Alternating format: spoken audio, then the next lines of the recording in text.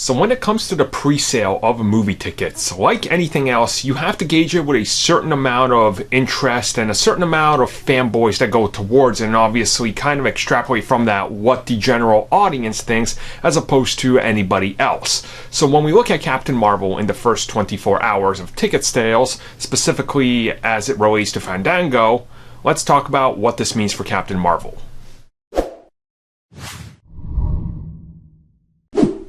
So as we recently found out, Captain Marvel tickets went on sale, and within the 24-hour opening period, they have actually outpaced the likes of Captain America Civil War and are now third in the MCU.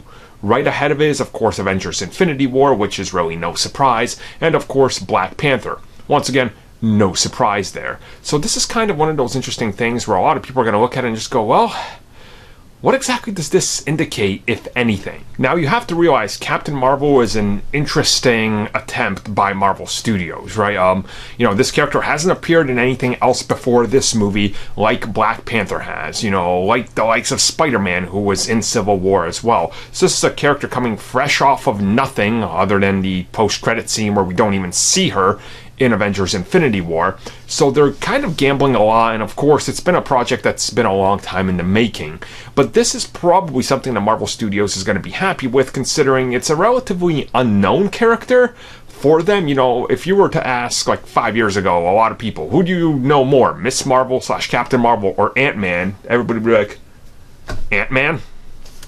Right? So it's interesting, but these ticket sales should be taken into consideration because there's clearly a lot of hype. And as I already made a video, right after the tickets went on sale, many people were posting pictures online showing that a lot of their local theaters were already sold out. So it's a good indicator this is probably going to be a big movie upon its opening weekend.